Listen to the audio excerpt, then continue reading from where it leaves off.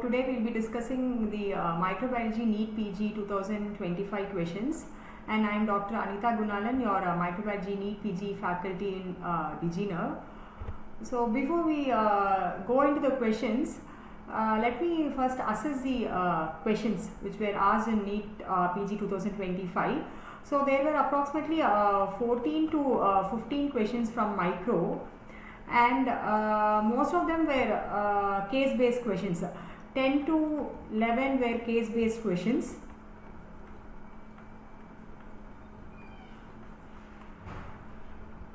No direct liners.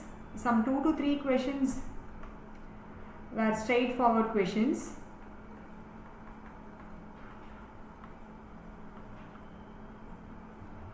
And approximately, if you see, means out of these 14 questions, 50% were from previously asked questions.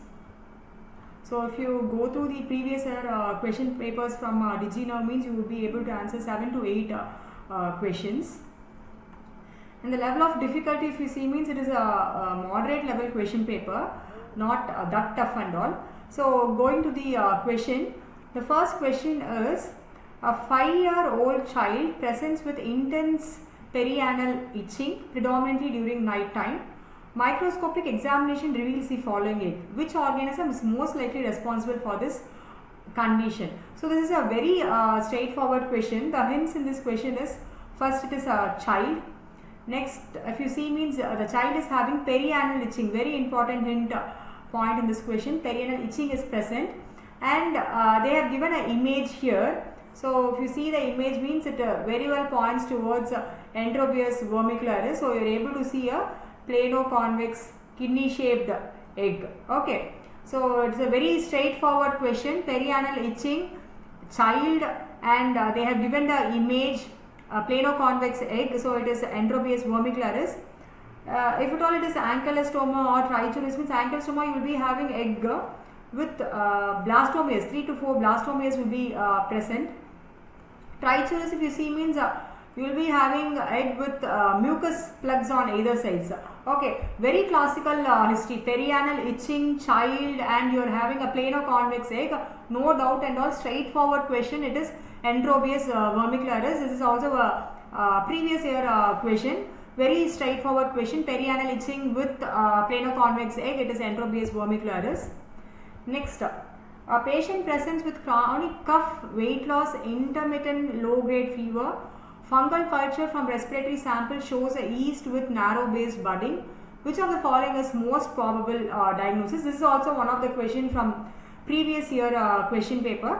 So, from the history, you are able to see that patient is having respiratory manifestation, respiratory system manifestation, chronic cough, intermittent low-grade fever. And they have told that yeast with narrow based budding is seen. So if you have seen our previous DigiNerve question discussion, means this question we would have discussed previously. Narrow based budding is classically seen in histoplasmosis, and another feature pointing here is in image you are able to see something like this. This is nothing but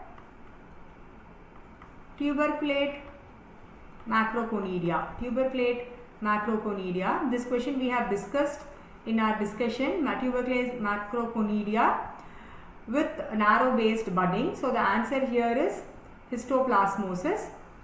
If at all, why we are ruling out other options are blastomycosis, you will be having broad based budding. Broad based budding will be seen in blastomycosis, and you will be having figure of 8 appearance. How we have remembered is, during our class we have discussed about this. B for B, blastomycosis,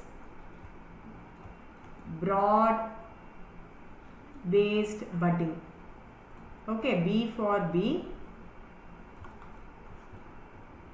So it is not blastomycosis. Cryptococcosis, you will be having yeast cells. There won't be much. There won't be budding. Coccidiomycosis, you will be having spirules with lot of endospores within it. Okay, lot of spores, and you will be able to see arthrospores like this. Okay, so histoplasmosis, you will be having narrow based budding. And one more point about histoplasmosis which you have to remember is it will be present within the macrophages. Okay, so it is also a very straightforward question. We have previously discussed this question in our classes. So a brief discussion. Histoplasmosis, also called as Darling's disease. So you will be able to see macrophages. Within that you will be having more of intracellular yeast cell. Classical feature of histoplasmosis, intracellular yeast cells with narrow based budding. Very classical of histoplasmosis, intracellular yeast cell with narrow based budding within the macrophages. Okay, and this is tuberculate macroconidia. Okay, next blastomycosis, B for B, you will be having broad based budding, figure of 8 appearance,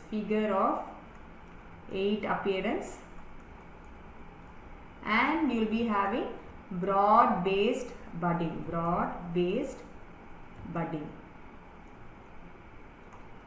Okay, coccidiomycosis, you will be having sperules with lot of endospores and arthrospores like this. And paracoccidiomycosis, you will be having Mickey Mouse appearance. Okay, Mickey Mouse appearance.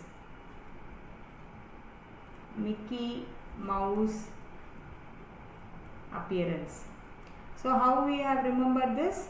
With the mnemonic, Paris you have Disney World. You will be seeing many Mickey Mouse. Okay, so P, Paris for Mickey Mouse. So Mickey Mouse appearance. So okay, so histoplasmosis, intracellular yeast cells within the macrophages and tuberculate macroconidia. Okay, the next question. A case of chronic meningitis reveals gram-positive branching filamentous organism on microscopy. The organism is weakly acid-fast and grows on paraffin-based media. Which is the most likely etiological agent? Okay, so this is also very easy question. The hints which you have to see here is gram-positive branching filamentous organism. Okay, meningitis they have told, and they have mentioned gram-positive branching filamentous organism. This is the first hint. Second hint what they have given is it is weakly acid fast. This is the second hint. Third hint what they have given is it grows on paraffin based medium. This is the third hint. Okay, so if you see here means actinomycosis, mycobacterium tuberculosis, nocardia, everything will be filamentous organism. Okay, everything will be filamentous, but they have told that it is weakly acid fast. Okay, this will be strongly acid fast, so leave this. Actinomycosis, they are non-acid fast. Cryptococcus already we have ruled out. So nocardia, asteroids is the answer. Okay, so on top of it, confirmatory they have given that it uses paraffin based media. So we all know that nocardia is weakly acid fast and it is a filamentous organism and it grows on paraffin based media. It uses paraffin as the sole source of carbon. So it uses paraffin as the sole source of carbon. So it is a very easy question. Nocardia is the answer. Okay. Next question. And man presents with hemoptitis, fever, breathlessness. Microscopic analysis of bronchoalveolar lavage reveals septate hyphae with acute angle branching. Which fungal infection is most likely? This question also we have discussed during our discussion.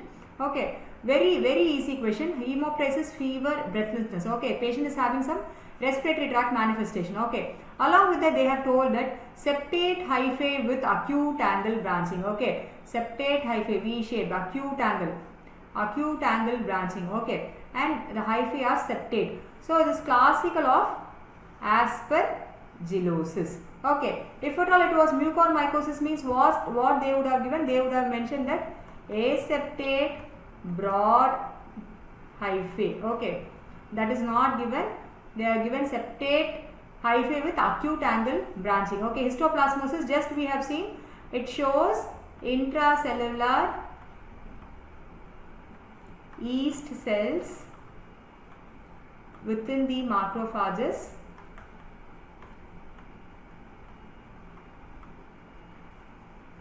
and candidiasis you will be having budding yeast cells. Okay, budding yeast cells will be present.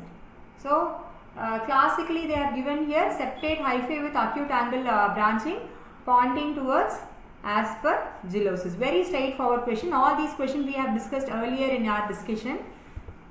Next question.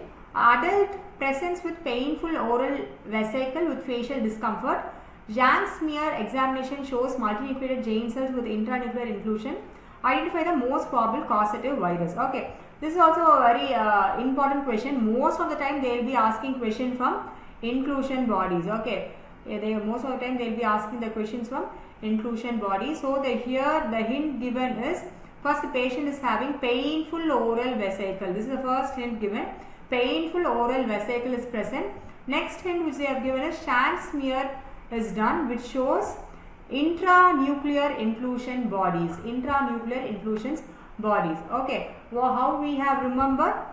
So this is you have inclusion bodies, you have intracytoplasmic, intranuclear, and both intracytoplasmic and intranuclear. Okay, so how we have remembered intracytoplasmic? How we have remembered intracytoplasmic? We have remembered as innocity, intracytoplasmic. So we will study inclusion bodies with the help of a small story. Okay, so intracytoplasmic, innocity, intracytoplasmic. Okay, there lived a Rani. Okay, Rani means Rani, R-A-N-I. So rabies, negri bodies. Okay, rabies, negri bodies. Rani means they are usually VIPs. Okay, Rani means they are usually VIPs. Okay, Rani means usually they are VIPs. Okay, variola passion bodies, VIP. She goes to take a vaccine. Okay, Rani goes out to take a vaccine. Okay, whenever Rani goes out, what they will do? They will take the guards along with them. So vaccinia guarneri bodies.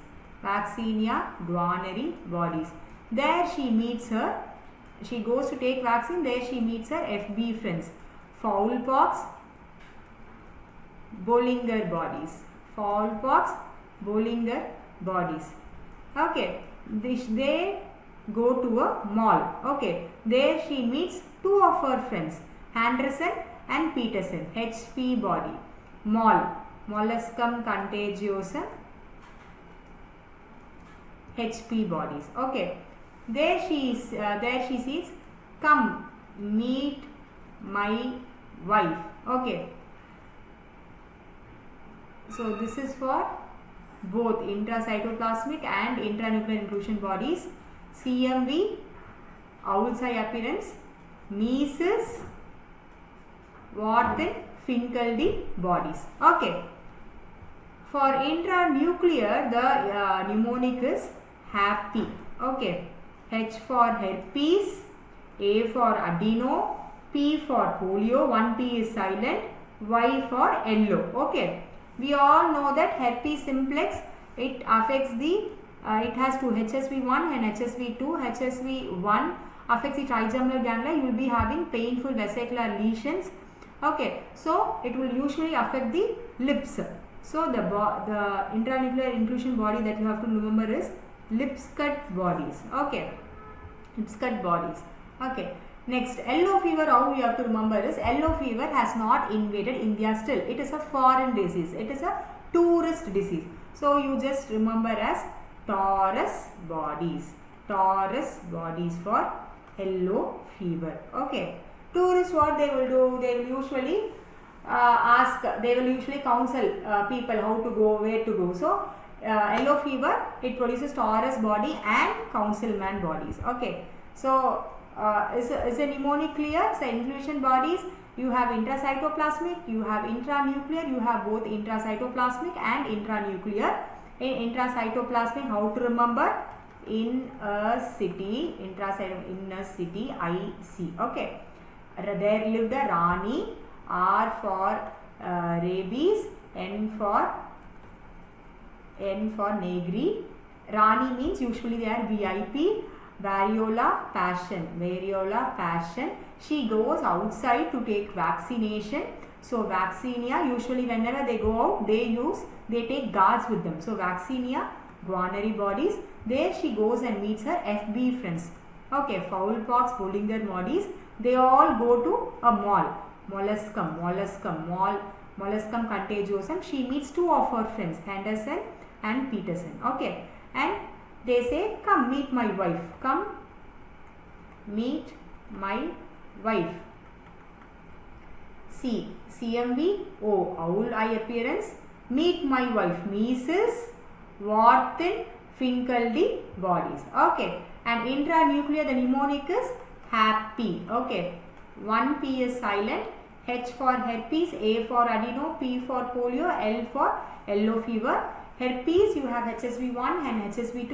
HSV1 affects the trigeminal ganglia. You will be having vesicular lesions surrounding the lips. So, it causes a lip skulls body. Yellow fever has not invaded India still. So, it is a tourist disease. You just remember as tourist disease. So, it produces Taurus bodies. Taurus body or councilman bodies. Okay. So, here intranuclear inclusion body. So, the mnemonic is happy. Herpes, adeno, polio, yellow. So, we have herpes and adeno. Okay. So, other hints are painful oral lesions and Shank smear shows multinuclear giant cells. Okay. Oral lesions we have already discussed. HSV1, it affects the trigeminal ganglia and causes oral lesions. A body is inclusions called as lip sculpt bodies. Okay. The answer is HSV. So, moving to the next question. A farmer presented with multiple draining sinus black granules coming from the lesion. What is the likely microscopic finding in this case? Okay. So, classical triad. Okay. This question is also asked many times. So, but they have framed the questions little differently. Okay. So, what are they have given? They have told that multiple lesions are there. Okay. Multiple sinus are there, and you are able to see granules which is black in color. Okay. So, you are pointing towards mycetoma. Black granules they have mentioned. So, pointing towards eumycetoma. So, in eumycetoma we will see septate hyphae with no need to remember the micron width, septate hyphae. So, if at all the question they have given that a farmer or a rose gardener is coming to the OPD with a thorn prick and he is having multiple lesions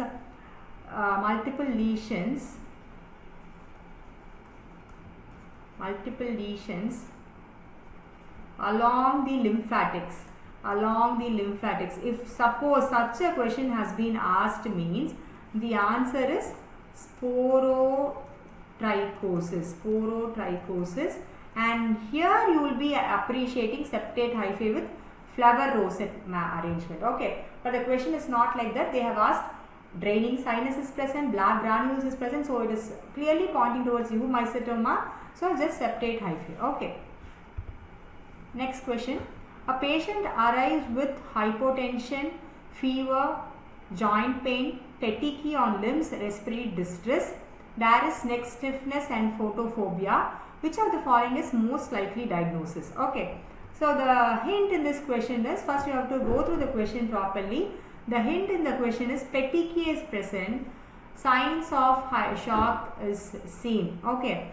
And together you are having other symptoms like joint pain, multiple system, respiratory system and CNS system are affected. So, this is nothing but severe form of fulminant meningococcemia. Okay, fulminant form or severe form of coccemia. Okay, So it is caused by Neria meningitis. Okay. The condition is Waterhouse Friedrichsen syndrome. Okay. So classical feature here is patient is having fever, hypotension, a non-blanching rash, a petechia is present, multiple system involvement is seen. So this is nothing but a severe form of meningococcemia. So called as Waterhouse Friedrichsen syndrome. So the causative agent is Neria meningitis. Next question. A patient presents with persistent red lesions on lateral border of the tongue. Biopsy confirms squamous cell carcinoma. Which of the following viral agent is most strongly associated with the malignancy? So the important point you have to remember is red lesion they have given, lateral side of the tongue they have given, and they have biopsy have confirmed that it is squamous cell carcinoma. Okay. So virus associated with oral cancer are, one is EBV, next is HPV. Here they have given that red lesions are present. Okay, if at all they have given white plaques are there or white lesions are there, means it will be most pointing towards oral hairy leukoplakia caused by EBV. But they have specifically said that persistent red lesions are there. So, okay, so they are asking more strongly associated. So which of these is more strongly associated with such condition is HPV, human papilloma virus. Okay. So along with cervical cancer, HPV also causes oral cancers. Okay. Next question, this is a straightforward question. Multiple times they have asked this question in NEET PG. A case of recurrent Neisseria gonorrhea infection is being evaluated. Which immunological investigation would it best detect a complement pathway defect? Okay, it is a very straightforward question. Answer is terminal complement C5 to C9 assay deficiency. Most of them they would have asked like this: terminal C5 to C9 deficiency, which organism, which infections are more prone to it? Is Neisseria and Toxoplasma. Okay, so very straightforward question. Multiple times they have asked this question in exam. Terminal complement deficiency, terminal complement MAC deficiency. Okay, which organisms are more common? So it is Neisseria and Toxoplasma. Okay, this is very multiple times they have asked this question in exam. Next, abator presents with necrotic ulcerative skin lesion. Microscopy using polychrome methylene blue stain reveals capsulated bacilli showing a positive McFadden reaction. What is the most likely causative agent? Okay, so here what they have mentioned is necrotic ulcer, polychrome methylene blue, and very important point what they have given is McFadden reaction. Okay, McFadden reaction, what they will do? They will use a polychrome methylene blue stain to demonstrate the capsule. So classically seen in Bacillus anthracis. Okay, vesical anthracis. So here they are pointing towards cutaneous anthrax. Cutaneous anthrax. Okay, cutaneous anthrax. So necrotic ulcerative lesions and abator. Okay, another important hint. Abator, necrotic ulcerative lesion, cutaneous anthrax. It is also called as Hypotension disease. Hypotension disease. Okay. Okay, it is also a very straightforward question. Very straightforward question. Positive McFadden reaction. So here the organism will be having polypeptide capsule, and positive McFadden reaction is seen, and you are having a classical history of cutaneous anthrax. Okay, so the answer here is Bacillus anthracis. Okay, so they will also have medusa head appearance. Medusa head appearance. Inverted fur tree appearance. Many MCQ usually they ask from Bacillus anthracis. Many MCQ. Inverted fur tree appearance.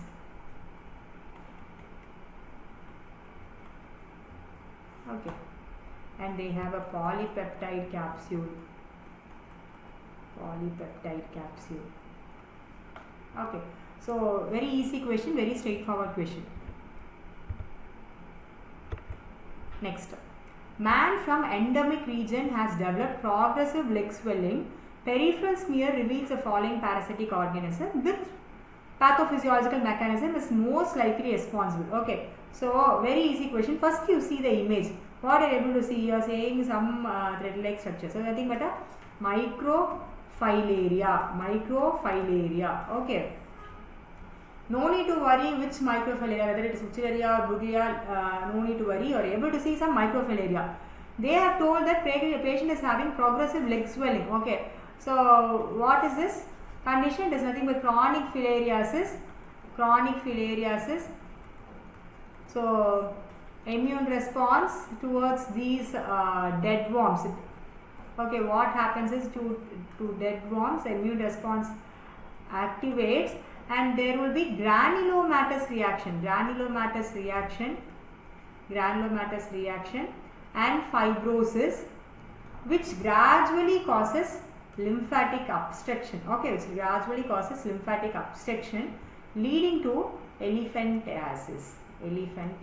Okay, leading to elephantiasis. Okay, leg swelling. Okay, so the answer here is lymphatic obstruction. Okay, so very important thing, you are able to see microfilaria, you are able to see progressive leg swelling.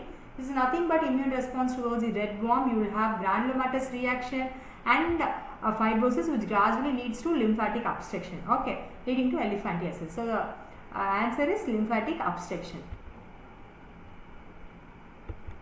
Next question. This is somewhat a vague question, newly asked question. Most of the time we don't read the details about the virulence factors. So what question they have asked is, which structural component of group A streptococcus enables its attachment to the pharyngeal epithelium by binding to fibronectin?